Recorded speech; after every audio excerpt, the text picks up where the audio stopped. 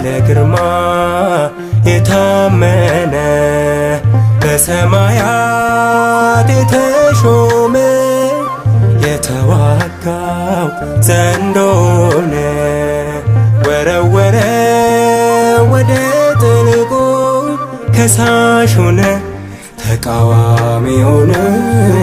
ሚካኤል